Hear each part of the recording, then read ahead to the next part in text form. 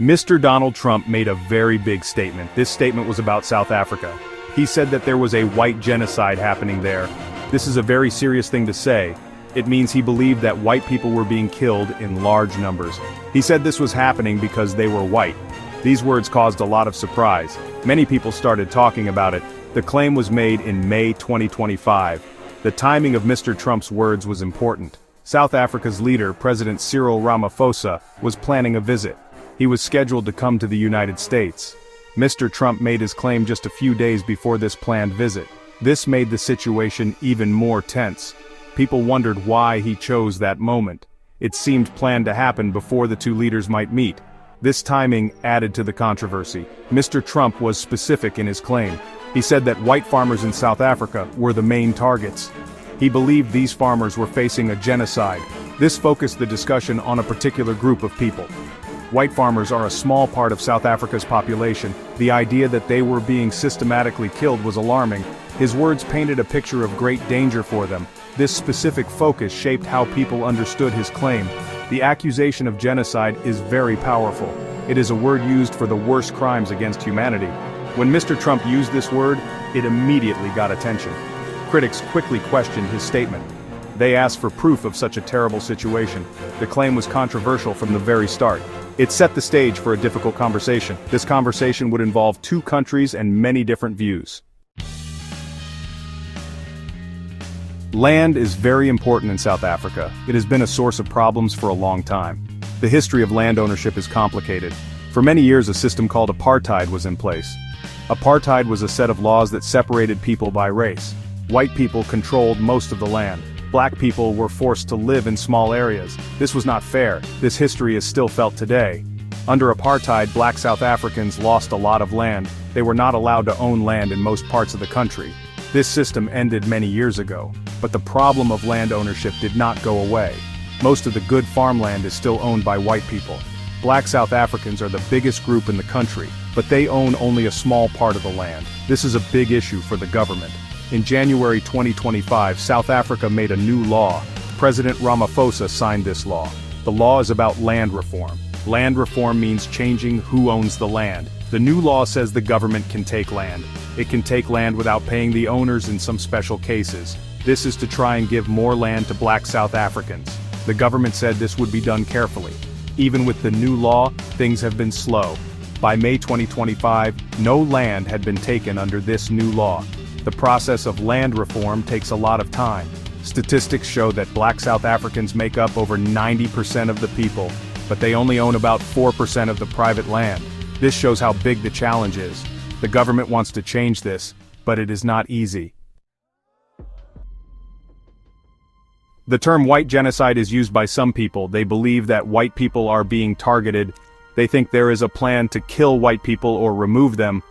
This is a very extreme and scary idea. The word genocide itself means trying to destroy a whole group of people.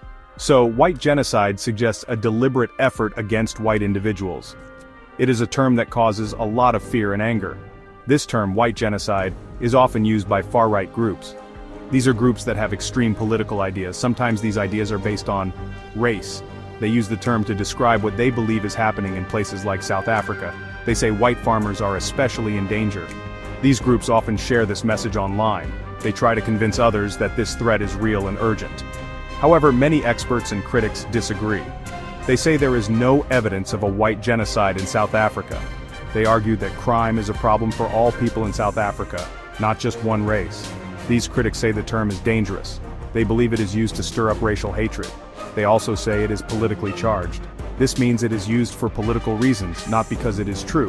A well-known person, Elon Musk, has also made similar claims.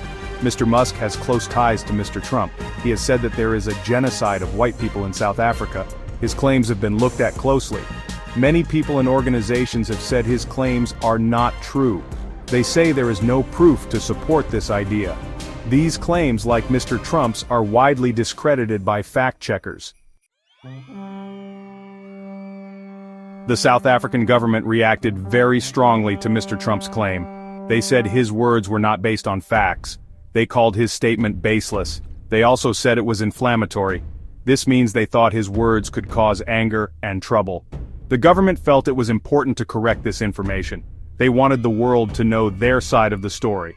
President Cyril Ramaphosa himself spoke about it. He said that what Mr. Trump claimed was not true. This was a direct answer from South Africa's leader. He wanted to make it very clear that his government did not agree. President Ramaphosa was preparing for his U.S. visit. So, these comments from Mr. Trump were a serious concern for him. He needed to address them firmly.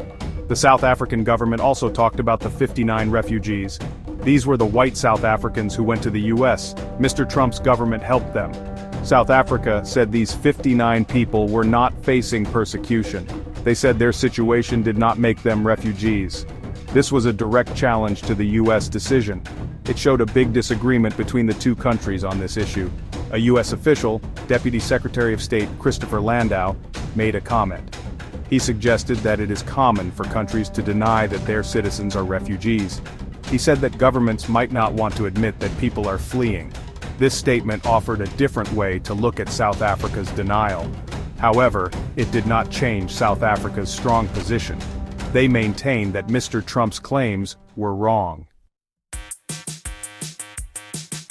Section 5. Looking at the numbers farm attacks. Safety on farms is a real concern in South Africa. Farming can be a dangerous job in some areas. There have been attacks on farms, and these are serious crimes. People living on farms, both owners and workers, can be victims. The government and police are aware of these issues. They try to address crime in rural areas. It is a complex problem with many causes. The South African police shared some numbers about farm attacks. In the year 2024, they reported 44 murders on farms. This means 44 people were killed in crimes on farm properties. Out of these 44 victims, 8 of them were farmers. The other victims could have been family members, workers, or visitors. These numbers show that farm murders do happen. But they also show that not all victims are farmers. One important thing to know is how South Africa reports crime. The police do not collect or report crime statistics based on race. This means that when they report farm murders, they do not say if the victim was white or black. This makes it very hard to check claims about race. If there are no official numbers by race, it is difficult to prove that one race is being targeted more than another. Because of this lack of race-specific data, it is hard to support the white genocide claim with numbers. The statistics show murders on farms, but not a genocide against one race. Experts say that crime in South Africa affects all communities. To call it genocide, there needs to be clear proof of intent to destroy a specific group. The available crime numbers do not show this kind of intent. Section 6. The refugee question, a special case? Mr. Trump's government made a special decision. They quickly approved refugee status for 59 white South Africans. These people were then able to travel to the United States. This happened in May 2025. They arrived at Dulles Airport, which is near Washington, D.C. This was an unusual step. The process for these refugees seemed to be much faster than for others. These 59 South Africans said they were victims of racial discrimination. They claimed they were not treated fairly in South Africa because of their race. This was their reason for asking for refugee status. Refugee status is for people who are in danger in their own country. It is for those who face persecution. The U.S. government under Mr. Trump accepted their claim. This decision was made at a difficult time for other refugees. The Trump administration had stopped almost all other refugee admissions to the U.S. Many people who were already approved to come were left waiting. Human Rights Watch, a group that protects people's rights, criticized this. They said it looked like the U.S. was choosing refugees based on their race. They called it racially biased. The United Nations Refugee Agency, known as UNHCR, was not involved. Usually the UNHCR helps check if people truly need refugee status. But for these 59 South Africans, they were not asked. Melissa Keeney from a refugee help group said this was hypocritical and unequal. She pointed out that over 120,000 other approved refugees were stuck. The Episcopal Church also protested. They said they would stop helping the government with refugees because of this special treatment. Section 7. Politics and People. Why now? Many people wondered about the reasons behind Mr. Trump's claim. Why did he say these things about South Africa at this particular time? Some observers believe it was for political reasons. Politics can often influence what leaders say and do. Mr. Trump is known for making bold statements. These statements often get a lot of attention from the media and the public. A Democratic politician in the U.S. shared his view. Gregory Meeks is on a committee that deals with foreign affairs. He called the decision to help the 59 white South Africans a politically motivated rewrite of history. This means he thought Mr. Trump was changing the facts to fit a political goal. He did not believe the decision was based on real refugee needs. This suggests a deeper political game. The timing just before President Ramaphosa's visit is also significant. Making such a strong claim could put pressure on South Africa. It could be a way to embarrass the South African government. Or it could be an attempt to influence talks between the two countries. When leaders meet, big public statements beforehand can change the mood. It could make the discussions much harder. It is also possible that Mr. Trump was trying to speak to certain groups of his supporters. Some people in America might be very concerned about the idea of white genocide. By talking about this issue, Mr. Trump could be trying to get their support. Leaders often say things that they know their voters want to hear. This claim could be part of a strategy to connect with a specific part of the American population. Section 8. Strained Friendship, U.S. and South Africa. The relationship between the United States and South Africa was not perfect.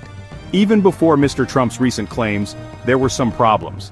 The two countries have a long history. Sometimes they agree, and sometimes they do not. In early 2025, the friendship seemed to be facing some challenges. These new accusations have only added to the existing tensions. One big sign of trouble was in March 2025. South Africa's ambassador to the U.S., Ibrahim Rasool, was told to leave. When a country expels an ambassador, it is a very serious step. It shows that the relationship is quite bad. This event happened just a couple of months before Mr. Trump's white genocide statement. It indicated that things were already quite difficult between the two governments. Another point of disagreement was about Israel. South Africa took Israel to the International Court of Justice. This is a world court that deals with arguments between countries. South Africa accused Israel of committing genocide against Palestinians. The U.S. government did not agree with South Africa's case. The U.S. has been a strong supporter of Israel. This difference in views created more distance between the U.S. and South Africa.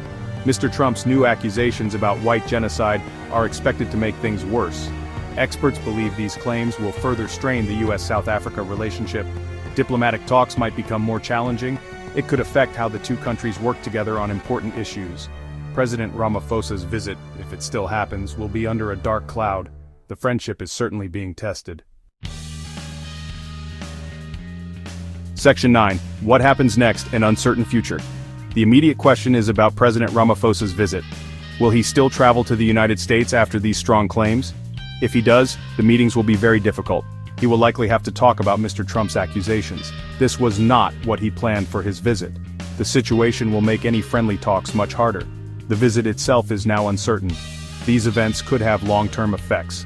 The relationship between the U.S. and South Africa is important. They work together on trade, health, and security.